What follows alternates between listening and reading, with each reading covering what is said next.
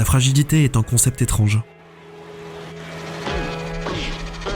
Tu passes ta vie à l'éviter, à te construire une carapace, à prétendre que tu es solide. Et puis, quelque chose arrive, une perte. Et d'un coup tu comprends, nous sommes faits de verre. Skate Story est un jeu qui prend cette idée au sens littéral. On incarne un démon de verre dans un monde qui l'oblige à faire du skate. La chose la plus dangereuse qui soit pour quelqu'un qui peut se briser au moindre impact. Alors il se cassera sur le bitume, on ramassera les morceaux et on continuera. Ce jeu est magnifique, mais aussi bizarre, un peu déconcertant, étrange. Même après l'avoir terminé, je ne suis pas certain d'avoir exactement compris ce qu'il essayait de m'expliquer. Alors si vous voulez réfléchir avec moi, je vais vous raconter ce que j'ai ressenti en jouant à Skate Story.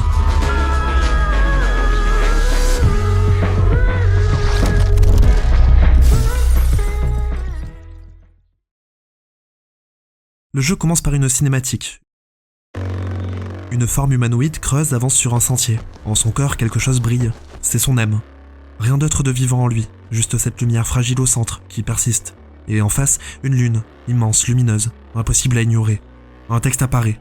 Au plus profond des enfers, les démons ne dorment pas, la lune les tient éveillés. La plupart tentent d'éviter sa lumière et se reposent tant bien que mal, mais un démon décida de fixer la lune du regard. Ce démon était affamé et épuisé. Ce démon allait dévorer la lune. On ne comprend pas tout, mais on intuite l'essentiel. Ce démon, c'est nous, et sa mission semble absurde. Manger la lune. Alors on avance sur le sentier, et au bout du chemin, on trouve un skateboard entouré de contrats démoniaques, 4 piédestaux, 4 clauses. Au fil des signatures rouges, les conditions se révèlent. Le personnage va renaître dans un corps de verre. En échange, on devra dévorer toutes les lunes de l'enfer. Seulement à cette condition, on pourra récupérer son âme. Je n'ai pas le choix, alors je signe. 4 fois. Le démon saisit le skate, la monture démoniaque qui le portera pour sa quête. La lune trône dans le ciel, brillante, lointaine et appétissante. À quelques mètres, on remarque une lapine lumineuse qui grignote des restes de fleurs d'âme, un lapin blanc, dans l'enfer. On connaît cette image, on sait comment ça finit quand on suit un lapin blanc pressé. Et pourtant, je veux m'en approcher, alors j'appuie sur Y. Le démon monte sur sa planche, et là, la première sensation. Le jeu est d'une fluidité stupéfiante, chaque déplacement a du poids, chaque courbe a de l'élan, la planche glisse sur l'asphalte. Et puis, la lapine disparaît, et réapparaît plus loin, elle souffle un mot, « Suis-moi ». Alors je la suis. À partir de là, on enchaîne des couloirs reliés par des portails, des petites courses d'obstacles dans un décor étrange, un lieu qui ressemble à New York passé au travers d'un mauvais rêve, des lampadaires, des barrières, un enfer déréglé par des banalités. Par moments, on prend un mur, on touche les pics écarlates qui délimitent le parcours, et le personnage se brise. Il est en verre, un bruit sec, une gerbe d'éclats s'envole. Ce n'est pas grave, parce que ça recommence. Le jeu est tellement agréable à manipuler qu'on a tout de suite envie de retenter. La musique est hypnotique, on ne peut pas se contenter d'un échec, on recommence. Encore. Quelque chose s'installe, ce personnage se brisera, c'est sa condition, un soupçon de frustration, pourtant on recommencera. Par endroits, des yeux tentent de nous arrêter, ils sont furieux, c'est interdit de skater, ils tentent de nous arrêter, ferment les portails pour nous bloquer, alors on doit leur foncer dessus pour les faire disparaître, c'est plutôt facile. Au bout de cet enchaînement de parcours, un obélisque, une pierre ésotérique, un texte gravé m'apprend une figure, le Holi. Simple saut, ici traité comme un rite sacré, un savoir ancien gravé, on le répète dans des sauts au sol. Ce moment est un peu figé dans le temps, on prend un instant, on apprend. Le timing doit être précis, le mouvement est satisfaisant. Et quand ça marche, la dalle explose. Le savoir est maintenant neutre. Juste après ça, on traverse un seau rouge et l'âme du skater quitte son corps, projetée vers le ciel comme un rayon. La lune est gigantesque, droit devant, brillante. Alors, le premier combat de boss se lance, contre cet astre. On est dans une arène circulaire, suspendue au-dessus de l'espace, et on découvre la mécanique principale. Faire des figures permet d'infliger des dégâts. Nos armes, le kickflip, le ollie qu'on a précédemment appris. On charge en combo, on enchaîne les sauts et on balance en burst. Ce moment est hypnotisant, le skater saute, le temps se suspend. Et quand on a suffisamment attaqué, quand la barre de vie s'est vidée, l'âme du skater fonce, comme une balle, traverse la lune de part en part, elle est brisée. Les yeux hurlent, on se fait arrêter, un immense œil rouge perché au-dessus des autres veut punir le skater pour le seul péché d'avoir skaté. Mais en face de lui, une autre figure s'interpose, le philosophe, une statue solennelle, immobile. Il impose ses décisions, au lieu d'une punition immédiate, le démon sera envoyé dans son lycée. L'œil rouge accepte. Et là, le changement d'ambiance est total. Un hub à l'architecture grecque, du béton, quelque chose de solennel et d'absurde en même temps. Le philosophe nous accueille dans son domaine, un lieu de flânerie, de réflexion, de contemplation. Selon lui, cette quête des lunes est futile. Il nous conseille de l'oublier. À la place, nous devrions explorer le lycée, peut-être méditer. Et puis, il marque une pause. Qu'est-ce que la liberté de préférence sans un choix ? Ce personnage semble aimer réfléchir pour réfléchir, essayer de trouver du sens là où il y en a pas. Alors je l'écoute. Et quand il a fini son sermon, je m'en vais. La lapine qu'on avait suivie plus tôt est cachée derrière un muret. On apprend son nom, Rabi. Elle se moque du philosophe et de son obsession pour la réflexion. Elle semble désinvolte, fougueuse. Je crois que j'aime bien ce personnage. Alors on commence l'exploration. Les habitants peuplant ce lieu sont tous étranges. 3 statues, des variantes du philosophe. 2 d'entre elles jouent aux échecs. Et la 3e les regarde. Elle pense au fait que c'est perturbant de se regarder jouer aux échecs contre soi-même. Plus loin, un cube souriant. Derrière cette expression forcée, il a l'air désemparé. Il se plaint de bouches d'égout malodorantes apparues autour de lui. Alors on l'aide, puis on se balade, on flâne, on résout d'autres petits problèmes. Et au bout d'un certain temps, le philosophe décide qu'on est prêt. Nous avons suffisamment pensé. Une évaluation va commencer, elle sera chronométrée. Un portail s'ouvre au centre du lycée. De l'autre côté, une arène, le rhétorium. Le philosophe flotte au milieu, immobile. Il pose des questions absurdes. Est-ce que le skateboard permet d'atteindre les différents royaumes de l'enfer ? Est-ce qu'un trick existe si personne ne le voit ? Et moi, je roule. Pour répondre, on ne parle pas, on skate. Le jeu transforme le corps en argument. Chaque combo est une réfutation, chaque enchaînement répond à quelque chose que les mots n'auraient pas su saisir. Le philosophe exige davantage, et la planche répond. Il n'y a aucune hésitation. Ça peut paraître étrange, mais moi, sur le moment, ça me paraît évident. Démontrer à ce personnage pédant qu'il suffit parfois seulement de vivre l'instant.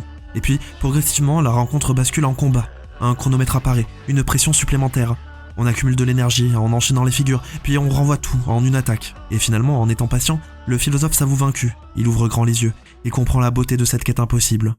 Je ne suis pas certain d'avoir tout compris, mais en tout cas, un chemin vers la lune qui nous avait été refusé vient de s'ouvrir. Alors on le traverse, elle est là, devant nous, délicieuse, presque offerte. On s'en approche, le jeu propose de la manger. Le skater le fait, elle a le goût de la craie, des cendres, de la pierre. Le personnage tousse, souffre.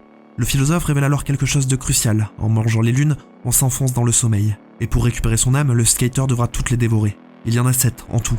L'enfer dans Skate Story est découpé en strates, des zones distinctes, chacune avec sa propre couleur, sa propre atmosphère, sa propre lune à dévorer. Alors, rassasié, notre personnage s'endort. Quand on se réveille, tout devient rouge. Il fait atrocement chaud. On aimerait dormir, mais c'est impossible. Le skater est allongé sur un matelas. Au-dessus, une lune écarlate. Rabi, la lapine, est au pied du lit. Elle explique que cette lune rouge empêche le sommeil. Je ne comprends pas exactement la raison, mais elle m'explique qu'il faut urgemment trouver une solution. Alors elle a une idée. Elle parle d'un restaurant de bagels, quelque part, ouvert 24 heures sur 24, 7 jours sur 7, pour l'éternité.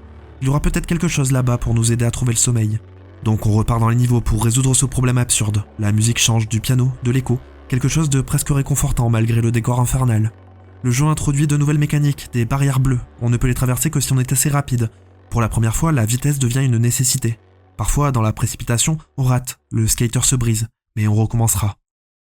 Et finalement, on arrive au restaurant. Tout est allumé, l'endroit est presque réconfortant. On s'avance. Au comptoir, on fait sonner une petite cloche pour appeler quelqu'un. Alors une énorme grenouille arrive, nonchalamment. Elle s'appelle Frotu. Elle a l'air gentille, bienveillante, et elle comprend tout de suite. On cherche quelque chose pour dormir, alors elle nous prépare un lait chaud. Le skater le boit. Il se passe quelque chose, je ne sais pas encore exactement quoi. Alors je décide de sortir de la boutique. Dehors, le monde a changé, comme si cette simple boisson avait eu un effet. Des bâtiments modernes. Rabi, toujours là, nous confie qu'elle déteste cet endroit. Au-dessous, une ville où la passion se déverse et où les vanités débordent. On aperçoit la lune rouge qui saigne dans le ciel, plus grosse qu'avant. Et pour s'en rapprocher, on doit emprunter un métro.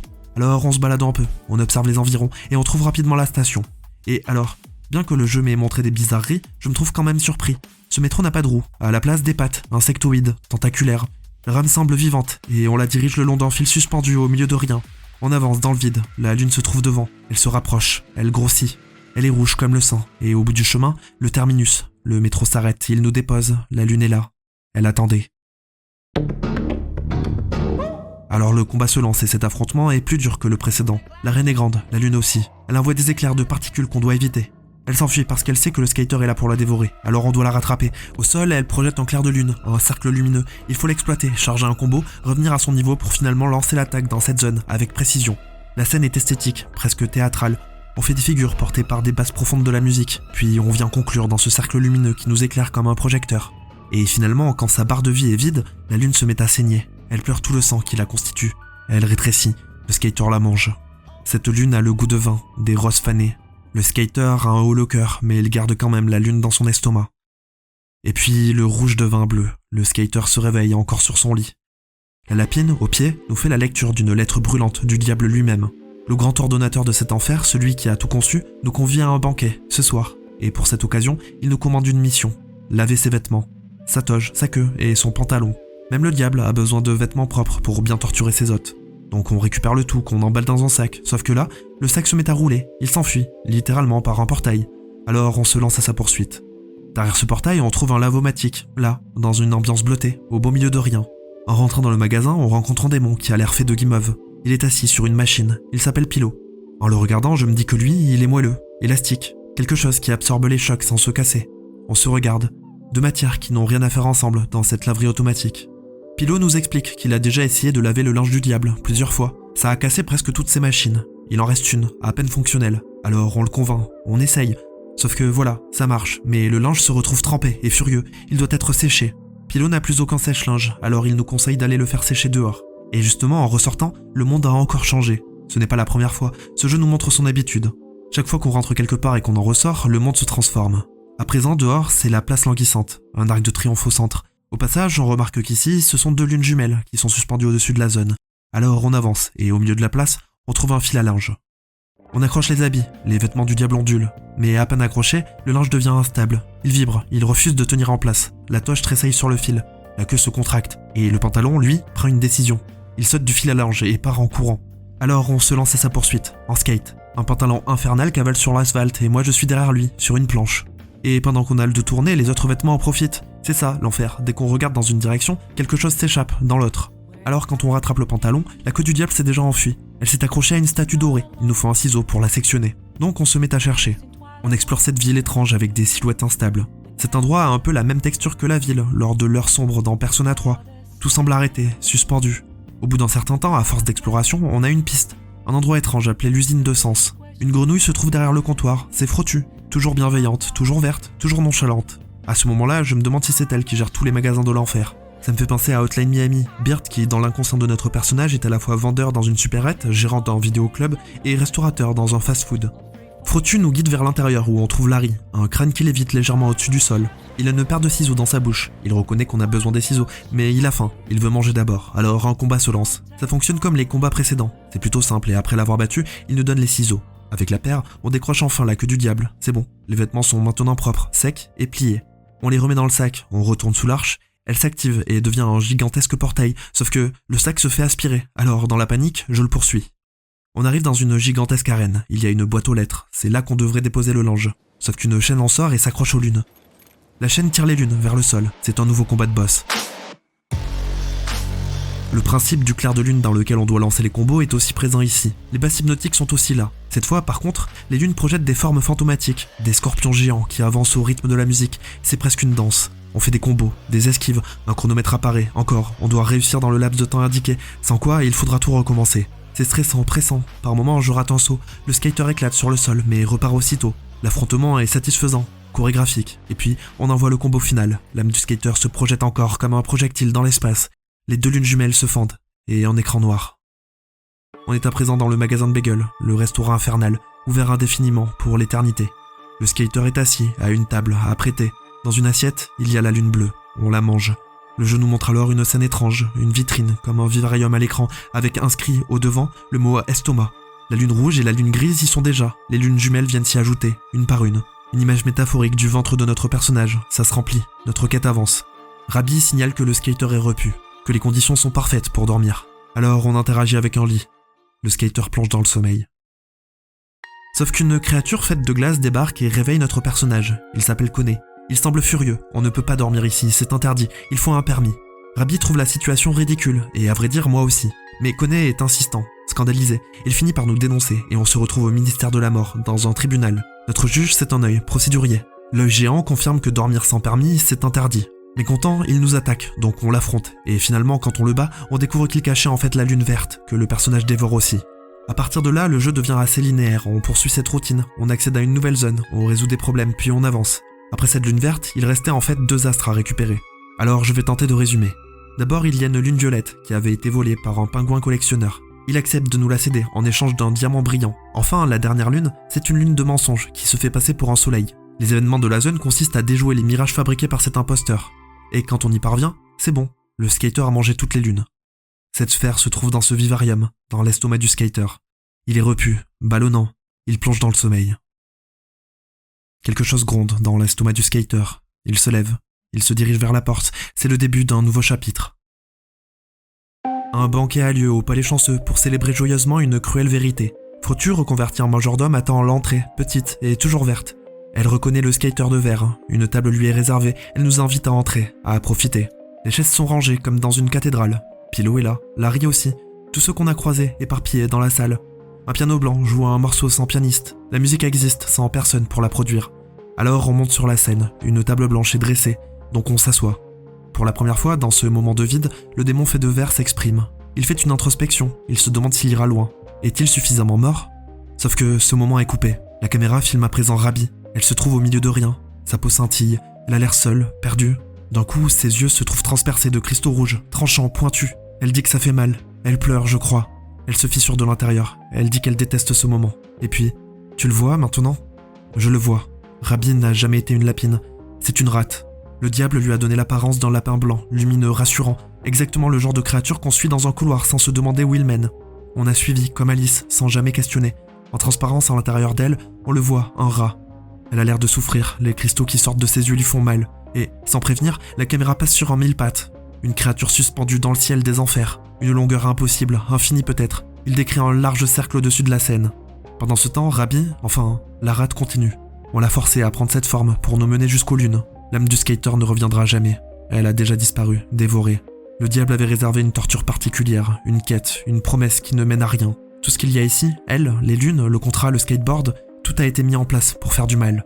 Rabi était missionné pour nous guider. Les lunes donnaient un objectif, le contrat inspirait confiance. Le diable voulait seulement nous briser, encore et encore. Puis la rate décrit ce qui vient. Bientôt, une croûte se formera autour du skater, solide, épaisse. Les lunes grondent dans son estomac. Le mille pattes infini va le dévorer et le digérer sans fin. Une attente éternelle. Elle est désolée. Elle ferme les yeux, elle pleure. Des larmes glaciales. Je crois qu'elle souffre. Dans cette salle de banquet, le skate trône sur un piédestal. Je m'approche, j'interagis. Les éclairages scéniques se tamisent. Un écran géant s'allume. Sur l'écran, les mouvements de mon personnage. Un chronomètre se lance. 3 minutes. Cette fois, ce n'est pas oppressant. Notre destin est inévitable. Les 3 dernières minutes de son existence, ou les 3 dernières minutes avant que tout recommence pour l'éternité. Rien à gagner, rien à sauver. Il ne reste que ce bref spectacle de 3 minutes. Alors on roule, dans cette zone fermée. Sans objectif, on ne peut pas gagner. Les combos ne servent à rien. Le chronomètre descend. 30 secondes. Une voix chante quelque chose qu'on entend à peine. Quelque chose de mélancolique. Toute l'impuissance du personnage se condense dans ce geste absurde. Il continue à skater, encore, toujours. Même quand ça ne sert plus à rien. 10. Le skater roule, enchaîne les figures. Le monde le regarde rouler, sauter, retomber. Un texte dit que ce fut une magnifique représentation. Les applaudissements auraient été nourris si le public avait eu des mains. Un cri traverse l'espace. Le mille pattes, il est long, sans fin, un corps d'éternité. Tout l'enfer regarde, toute la scène disparaît dans sa bouche comme un sac poubelle emporté par l'océan. C'est grotesque. Les yeux pleurent, ils disent qu'ils ne peuvent pas se détourner. Le philosophe pleure, il dit qu'il voit, donc il saigne. Frotu pleure, elle est toujours verte et nonchalante. Pilo pleure, est-ce qu'on avait un permis pour disparaître? Même le métro pleure, dans le vide, en laissant couler des torrents comme s'il se vidait de lui-même. Le mille pattes glisse jusqu'au lac de glace, tout en bas, au plus profond du plus profond. On retrouve le skater, assis sur une chaise pliante. Il pense qu'il croit en avoir assez. Son corps encaisse des impacts. Chaque secousse. Il pourrait éclater à tout instant. Il est brisé, mais cette fois, c'est différent. Et puis, il se lamente. J'ai déjà essayé, ce n'est pas juste. Je déteste le skateboard. Il le répète. La phrase s'écrit en rouge, au milieu de l'écran. À chaque répétition, un choc. Sa haine, au moins, est à lui. La seule chose qu'on ne lui a pas imposée. Je déteste la lune. Je déteste le diable. Je déteste les enfers. Je déteste cette chaise. Je déteste ce corps. Je déteste cette lumière. Tout s'écrit en rouge. Comme une crise qui déborde enfin, comme un ras-le-bol d'être cassé, comme une fissure qui traverse le monde d'un coup. Il faut que ça s'arrête, ce n'est plus la peur, ce n'est même plus la douleur, c'est le désir absolu de mettre fin au cycle. C'est bon, le verre a disparu. Plus rien ne retient ce qui était à l'intérieur, les lunes tombent, l'éternité se termine. L'âme sort du corps, le corps se brise. Il redevient un réceptacle vide, comme au début. Le verre n'était qu'une enveloppe, il ne sera plus jamais brisé. L'âme du skater dévale la gorge du mille pattes, dans l'oubli. Le skater était tombé dans l'oubli. Le skater mourut, le skater ressuscita, puis le skater mourut à nouveau. On le voit se briser en boucle, encore et encore. Une séquence presque insoutenable, ultra saccadée, épileptique. Des images surgissent, se déchirent, se remplacent trop vite. Le skater revient, meurt et revient encore, comme si la mort n'était plus un événement. Puis soudain, il ressentit tout. Dans l'oubli, le skater vit le commencement et la fin. Il regarde à l'intérieur. Et puis, un texte s'affiche. Oubli. Le skater est assis, dans la bouche du mille pattes. Une simple chaise pliante. Il attend d'être digéré. Le long des entrailles coule une rivière d'huile, lente, glacée. qui glisse toujours dans la même direction. Au bout, un portail sombre. Un texte précise, si le skater restait assez longtemps, l'oubli viendrait facilement. On déplace le skater sur sa chaise. Ce n'est pas lui qui marche, c'est la chaise qui glisse, emportée par le courant d'huile, vers quelque chose d'inévitable. On traverse le portail sombre, et puis, un texte s'affiche. Oubli. Le skater est assis, dans la bouche du mille-pattes. Une simple chaise pliante. Il attend d'être digéré. Le long des entrailles coule une rivière d'huile, lente, glacée, qui glisse toujours dans la même direction. Le cauchemar se dérègle à peine, juste assez pour qu'on ne soit plus sûr d'avoir vu la même chose. Cette fois, en avançant, il trouve des figures qu'il connaît, le philosophe, Koné et la lapine, comme des échos. Koné demande si on peut toujours marcher, et puis, un texte s'affiche. Oubli. Le skater est assis, dans la bouche du mille-pattes. Une simple chaise pliante. Il attend d'être digéré. Le long des entrailles coule une rivière d'huile, lente, glacée, qui glisse toujours dans la même direction. La répétition fonctionne comme une matière. L'enfer n'est plus un lieu, c'est une boucle lente, terne, qui essaie de vider le personnage de toute résistance, de toute présence. Un vertige sans chute, une errance sans sortie, un trou sans fond. Sauf que cette fois, quelque chose change un peu. Je ne joue plus le skater, je suis son ombre. Le corps a accepté l'oubli, il est resté sur sa chaise dans le noir. Mais l'ombre se détache, elle marche seule. Elle court vers une planche plantée dans le sol. Elle ramasse le skate. Alors, on skate avec cette ombre. Une silhouette vide, sans corps, sans verre, sans fracture possible. On roule dans la gorge sur un sol qui ressemble à un miroir. On roule vers un portail, on le traverse. Et là, le jeu dégénère. Une fenêtre de cinéma 4D, un logiciel de modélisation 3D. Pas juste un petit clin d'œil, non, c'est le logiciel entier. Interface complète, avec ses panneaux latéraux, ses menus déroulants, ses paramètres de rendu. Tout est là, tout est nu. Maintenant, c'est le jeu qui se brise, le jeu qui révèle l'atelier de sa propre fabrication. Le dispositif, le squelette numérique, on ne joue plus dans le jeu. On déplace le skater dans la fenêtre de rendu. On roule dans des couloirs avec peu de polygones, des cubes, des volumes de base. Et pourtant, on continue à jouer. Et au bout, encore un changement. Maintenant, ce n'est plus qu'une petite lumière. L'âme du skater, séparée du corps qui, lui, est toujours assis, sur cette chaise pliante. La musique redevient insistante. On ramasse des fragments de verre qui flottent au-dessus du sol, un par un. Chaque fragment récupéré se rapproche du corps. On revient vers soi, éclat par éclat, brisure après brisure. Un texte nous le confirme. Ça dit que l'âme rassemble les morceaux de la carcasse corporelle du démon, que le démon maintenait ensemble ses restes fragmentés, que les fragments reflétaient la lueur de l'âme, et que, dans cette lueur, une ombre brillante se leva. Le skater, mais il est différent. Un verre mal reconstitué. Des morceaux gravitent encore autour de lui. Sa forme tient uniquement par volonté. Alors, un chronomètre se déclenche. Il faut faire monter la température en faisant des figures. L'objectif 1400 degrés. Une lumière rouge pulsée au-dessus clignote au rythme des basses, comme si on chauffait quelque chose de vivant. Je dois faire chauffer pour reforger le corps. Atteindre ce moment où la matière friable cesse d'être rigide, cassante. Le chronomètre et la lumière me pressent. 1000 degrés. Puis, davantage. 1452. On lance le coup de grâce. Et là, une transition épileptique. Des plans rapides, brutalistes, des textes et des images qu'on n'a pas le temps de comprendre, qui s'écrasent les unes sur les autres. Le skater se relève, toujours fait de verre, à nouveau, prêt à se casser, pour mieux se relever. Et puis on voit le métro dans un nouveau plan. Il accélère, à l'intérieur tous les gens qu'on a rencontrés en chemin. Koné, il dit qu'il ne croit pas qu'on soit censé aller dans le mille-pattes, et pourtant le métro fonce vers lui. Larry explique que le mille-pattes n'a pas digéré les lunes. Ils ont l'air terrifiés et stupéfaits. Le philosophe dit que les enfers ne finiront pas tant que les lunes ne seront pas tombées dans l'oubli. Koné dit qu'il le saurait s'il n'existait plus. Rabbi lui répond que s'il n'existait plus, il ne pourrait rien savoir, que c'est terminé, que tout est terminé. Alors le chapitre final se lance. Le skater face à un énorme cercle brillant. Je comprends que c'est la bouche du mille-pattes. Il est endormi. La seule façon de sortir, c'est de le réveiller. Alors le combat final commence contre la langue du mille-pattes. Une barre de vie en plein milieu de l'écran. On doit faire des figures dans des zones de lumière comme d'habitude. Le mille-pattes se déplace dans tous les sens. Les décors changent entre chaque instant, toujours comme des éclats de mémoire. 3 minutes, il faut aller vite. Ce spectacle est différent, quelque chose doit se passer avant ce laps de temps. À chaque coup réussi, le montage coupe brutalement et nous projette ailleurs, dans un autre morceau du jeu, comme si toute l'aventure se débloquait à l'intérieur du combat final. Il reste 1 minute, puis presque plus rien de sa barre de vie. On fonce vers la lumière, on envoie le dernier combo. Le coup de grâce part. L'âme du skater fonce dans le mille-pattes. Un texte dit que le skater n'était plus qu'un mouvement pur, que le skater fendit le mille-pattes éternel en deux. Cette fois, c'est le mille-pattes qui se brise. Un texte dit que les enfers tout entiers regardèrent le ciel nocturne s'effriter quand le verre infini long fut coupé en deux, que des orchestres de violons innombrables sanglotèrent. En étant digéré dans les entrailles du mille-pattes, le skater s'était recouvert d'une carapace de métal. Il l'a défait de l'intérieur.